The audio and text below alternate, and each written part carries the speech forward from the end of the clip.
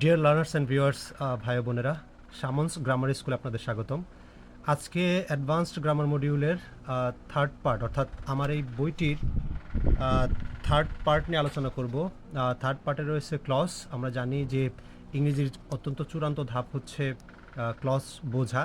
Clause অংশে আসলে মূলত বড় বাক্যগুলো গঠন করা হয়। একটা মূল বাক্যের পাশে ছোট ছোট খণ্ড বাক্য আকারে এই তথ্যগুলো দেওয়া হয়, যার পাশে বসে এই ক্লজ তার সম্পর্কে আসলে বিস্তারিত তথ্য দেয়। এটা দুইভাবে মূলত এই তথ্যগুলো দেয়। একটা হচ্ছে রিলেটিভ প্রোনাউন আর একটা রিলেটিভ অ্যাডভার্ব। এখন আমরা প্রথম অংশে আমরা দেখব যে এই রিলেটিভ প্রোনাউন কোনগুলো। আসলে রিলেটিভ প্রোনাউন হচ্ছে যখন আমরা প্রশ্ন করি যে কি, কে, কোনটি, কার, তখন এটার ইংরেজি হচ্ছে হোয়াট, হো, হুইচ, হোস। এটার হচ্ছে প্রত্যেকটার ইংরেজি যখন প্রশ্ন করা হয়। এখন যখন রিলেটিভ প্রোনাউন ব্যবহার করি তখন আমরা কি করি? হোয়াটের বাংলা করি হচ্ছে যা, হো, যে, হুইচ, যেটি, হোস, যার। রিলেটিভ প্রোনাউন আসলে এটাতে আসলে কোনো প্রশ্ন করা হয় না, কিন্তু এটা নাউন বা প্রোনাউন সম্পর্কে বা কোনো বিষয় সম্পর্কে কিছু তথ্য দেয় বা বাড়তি তথ্য দেয় অন্য একটি ছোট বাক্য আকারে, যেগুলোকে আমরা সাবঅর্ডিনেট ক্লজ বলি। এইগুলো আসলে আমরা দ্যাট অথবা অ্যাজ, এই দুটিকেও আমরা রিলেটিভ প্রোনাউন হিসেবে ব্যবহার করতে পারি। এখন আমরা একটা বাক্য দেখি, বাক্য দেখলে হয়তো বোঝা যাবে। এই বইটির 158 নম্বর বাক্যটি হচ্ছে আমরা আমরা লোকটিকে চিনি না যে এই টাকা অনুদান দিয়েছিল। এরকম যদি বাক্য হয়, we don't know the person, আমরা লোকটিকে জানি না। কোন লোকটিকে জানি না, চিনি না। হো ডোনেটেড দিস মানি, যিনি এই টাকা অনুদান দিয়েছিলেন। এখন এখানে কিন্তু হো, আমি কিন্তু কে দ্বারা প্রশ্ন করলে কে করতাম, কিন্তু যখন রিলেটিভ প্রোনাউন তখন আসলে যে বা যিনি, তখন হচ্ছে যিনি ডোনেটেড দিস মানি, যিনি এই টাকাটি দান করেছিলেন। আরও বাক্যে আসি। এখানে বলছি যে হুইচ কখন ব্যবহার করি? আমরা মূলত বস্তু বা বিষয়ের ক্ষেত্রে হুইচ ব্যবহার করি। এটি আমার আগের স্কুল, যেটি তার 100 বছর পূর্তি উদযাপন করছে, যদি এরকম বাক্য হয়। This is my old school, এটি আমার পুরাতন স্কুল। এখন স্কুল সম্পর্কে আরও কিছু তথ্য দিচ্ছে, হচ্ছে which is celebrating it's 100th anniversary this ইয়ার। মানে এখানে হুইচ দিয়ে কী করলাম, আরেকটা এখানে দেখেন একটা ভার্ব রয়েছে, হিজ ইজ সেলিব্রেটিং। আর হচ্ছে এটা কার সম্পর্কে বলা হচ্ছে? ওল্ড স্কুল, যে আমার যে পুরাতন স্কুলটা, সেই স্কুলটা সম্পর্কে এখানে তথ্য দেওয়া হচ্ছে। হুইচটা আসলে শিশুদের ক্ষেত্রে ব্যবহার করতে পারি। The baby which was crying, যে শিশুটি কাঁদছিল, ইজ নাও কোয়াইট, এখন চুপ। এখন দ্য বেবি, এখন হুইচ ইজ ক্রাইং, এটা কিন্তু এই টোটালটা দিয়ে কিন্তু আমরা বেবি সম্পর্কে তথ্য দিলাম, কিন্তু মূল বাক্যটা হচ্ছে the baby is now quiet. এটা ছিল মূল ক্লজ আমাদের। আর এটার সহায়ক হিসেবে আসছে কি, হুইচ ওয়াজ ক্রাইং, মানে দ্য বেবি কোনটি কাঁদছিল, the baby which was crying, যে শিশুটি কাঁদছিল। এরকম বাক্য গঠন করতে গেলে তখন হচ্ছে আপনি হুইচ বা রিলেটিভ প্রোনাউন দিয়ে করতে হবে। এখন ঘটনার ক্ষেত্রে হুইচটা ব্যবহার করা যেতে পারে, যেমন the minister was assassinated yesterday, এই মন্ত্রী গুপ্ত হত্যার শিকার হয়েছিল গতকাল। হুইচ মানে এই ঘটনাটি তখন আসলে একটি নাউন হিসেবে বসছে, যেটিকে আবার ব্যাখ্যা করা হচ্ছে যে which has triggered a nationwide demonstration. এটা হুইচ দিয়ে কী করা হচ্ছে? এই যে টোটাল যে ঘটনাটি, এই ঘটনাটি কিন্তু ব্যাখ্যা করা হচ্ছে হুইচ দিয়ে। তারপরে আসি ঘটনার ক্ষেত্রে, what he gave me a history book, what help me do my research. মানে কি, he gave me a history book, কোন হিস্টোরি বুকটি? হোয়াট হেল্প মি, যেটি আমাকে সহযোগিতা করেছিল, ডু মাই রিসার্চ, আমাকে এই গবেষণাটি করতে। এখন ধরি দ্যাট অথবা অ্যাজ কখন হয়? আমার এমন কিছু ছেলে দরকার যারা পরীক্ষায় পাশ করেছে। আই নিড সাম বয়েস, কোন বয়েস? এখানে বয়েসের পরে মেইনলি হবে অ্যাজ অথবা দ্যাট ব্যবহার করতে পারি আমরা এই বয়েসের পরে। এটা কিন্তু রিলেটিভ প্রোনাউন আকারেই এই বয়েস সম্পর্কে তথ্য দিল। কোন বয়েসগুলো? দ্যাট হ্যাভ অথবা as have passed in the exam, এরকমও ব্যবহার করা যেতে পারে। তারপরে আসি, এখানে রিলেটিভ প্রোনাউন আবার বিভিন্নভাবে বসতে পারে। আমরা দেখি যে যখন সাবজেক্ট সহ আরপি রিলেটিভ প্রোনাউনের পাশে বসে তখন আসলে কেমন হয়? হিজ নেম ইজ জর্জ, তার নাম হচ্ছে জর্জ। এখন এখানে হু বলতে পারেন, হুম বলতে পারেন, দ্যাট বলতে পারেন।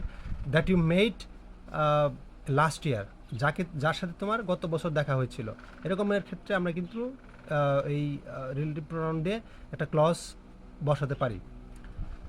আমরা যে পিতামাতার সাক্ষাৎকার নিয়েছিলাম তারা সবাই শিক্ষা কর্মকাণ্ডে জড়িত ছিল। দ্য প্যারেন্টস, কোন প্যারেন্টস? দ্যাট উই ইন্টারভিউড, যাদের আমরা ইন্টারভিউ নিয়েছিলাম, were all involved in educational activities, যারা এই শিক্ষা কর্মকাণ্ডে জড়িত ছিল। He told me I story which I heard 2 years since, মানে he told me I story, তিনি আমাকে একটি গল্প বলেছিলেন যেটি হুইচ, মানে হুইচ দিয়ে কী বোঝাবে? ওই যে আই স্টোরি যে বললাম, স্টোরিটাকে এখন হুইচ দিয়ে আরও ব্যাখ্যা করা হবে। কোন স্টোরিটা? Which I heard 2 years since, যেটি আমি আরও 2 বছর আগে শুনেছিলাম। তো এগুলো হচ্ছে রিলেটিভ প্রোনাউন দিয়ে ক্লজ আকারে বাক্যের সাথে আরেক বাক্য বা ক্লজ যুক্ত করে বিশদ কোনো বাক্য গঠনের নিয়ম আর কি। রিলেটিভ প্রোনাউন্স উইথ মডিফায়ার্স যে কোনগুলো আসলে, এখন রিলেটিভ প্রোনাউন তো আমরা জানি যে মূলত অন্য কোনো ব্যক্তি বা বস্তুর বা কোনো বিষয়ের পাশে বসে ওই সম্পর্কে বিস্তারিত তথ্য দেয়। এখন যদি আমরা বলি যে এই যে রিলেটিভ প্রোনাউন যেগুলোর আবার আমরা মডিফায়ার দিয়েও বলতে পারি, যেমন পাকিস্তানি দখলদার বাহিনী অনেক মানুষ হত্যা করেছিল, যাদের মধ্যে ছিলেন সাংবাদিক, লেখক ও কবিও। Pakistani occupying forces killed many people, Pakistani occupying forces killed many people, যে অনেক লোক যে হত্যা করেছিল সেই লোকগুলো আবার লোকগুলোর মধ্যে এখানে কিন্তু আমরা বলতে পারতাম who were even journalist, writers and poets. তা না বলে আমরা করলাম আরেকটু মডিফাই করে হোটাকে কারা মারা গিয়েছিল, যাদের মধ্যে ছিলেন অ্যামাং হো, মানে অ্যামাংটা ব্যবহার করে আমরা এই শুধু রিলেটিভ প্রোনাউন রাখলাম না, এখানে আবার আরেকটু মডিফায়ার দিয়ে among who were even journalist, writers and poets এভাবেও আমরা দিতে পারি। তারপর 170 নম্বর বাক্যটিতে Sumi bought an apple, Sumi একটি আপেল কিনেছিল, আমরা কিন্তু বলতে পারতাম যে হোয়াট গট রোটেন, যেটি পচে গিয়েছে বা নষ্ট হয়ে গেছে। তো এখানে আমরা কি করলাম, ওই হোয়াট মানে হচ্ছে টোটাল অ্যাপেলটা কিন্তু হয়ে যেত তখন যদি হোয়াট ব্যবহার করতাম শুধু। এখানে আমরা বললাম কি Sumi bought an apple a lion's share of what, মানে যেটির অধিকাংশ অংশ গট রটেন, পচে গিয়েছে। তো এভাবে কিন্তু আমরা এটা ব্যবহার করতে পারলাম মডিফায়ার দিয়ে। এখানে আরেকটা বাক্য আছে, silk route will cover more than 70 countries, silk route 70টি দেশকে কাভার করবে। কোনগুলো? এখন এই দেশের আরও পরিচয় দিচ্ছি, মোস্ট অফ হুইচ, যেগুলোর অধিকাংশই আর ইমার্জিং অ্যান্ড ডেভেলপিং, যেগুলো উদীয়মান, বিকাশমান এবং উন্নয়নশীল। এভাবেও কিন্তু আমরা হুইচ না ব্যবহার করে, হুইচ ব্যবহার করলে কী অর্থটা দাঁড়াতো দেখেন, which are emerging and developing, যেগুলো বিকাশমান এবং উন্নয়নশীল, এরকম মিনিংটা হয়ে যেত। কিন্তু আমরা ওই টোটাল যেহেতু সব দেশ বিকাশমান এবং উন্নয়নশীল না, যেগুলোর অধিকাংশ হচ্ছে বিকাশমান এবং উন্নয়নশীল, এই জন্য আমরা মোস্ট অফ হুইচ ব্যবহার করলাম।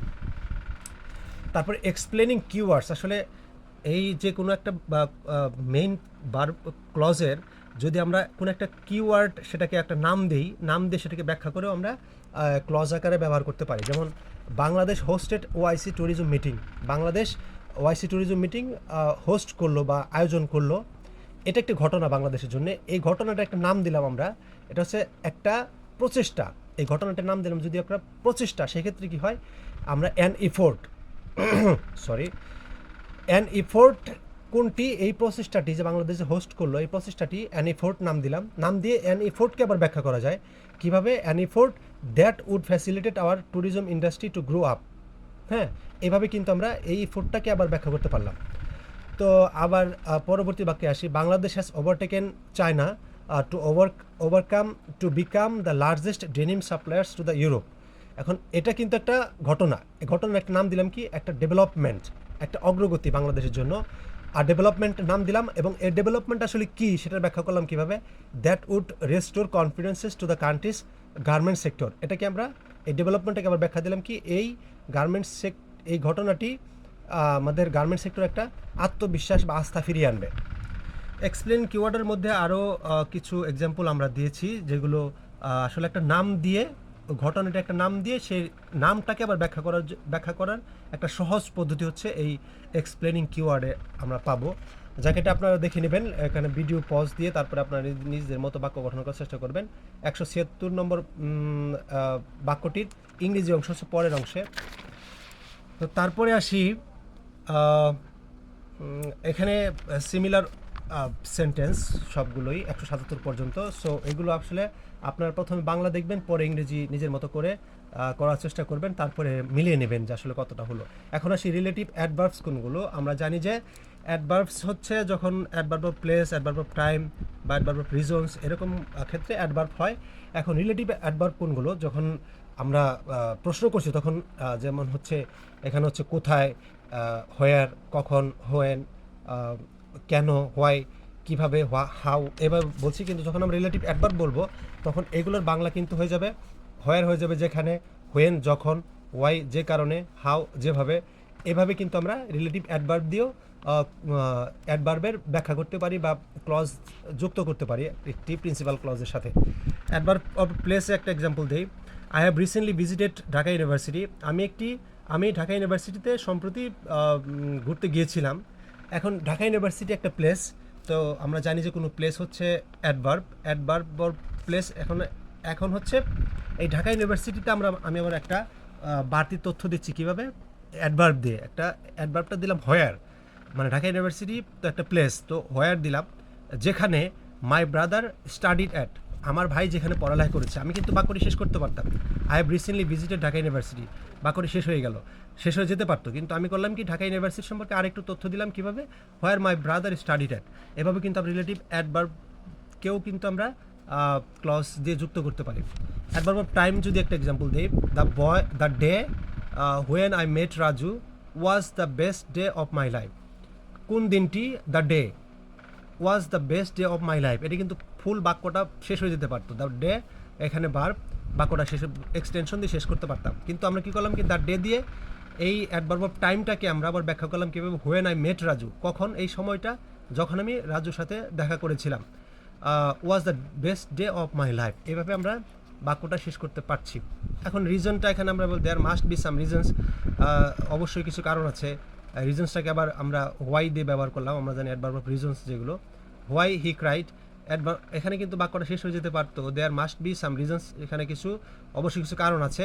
এখানে সবই ছিল সাবজেক্ট ভার্ব, কিন্তু আমরা করলাম কি, রিজনসটাকে আবার ব্যাখ্যা করে দিলাম, হোয়াই হি ক্রাইড, যে কারণে সে আসলে কাঁদছিল।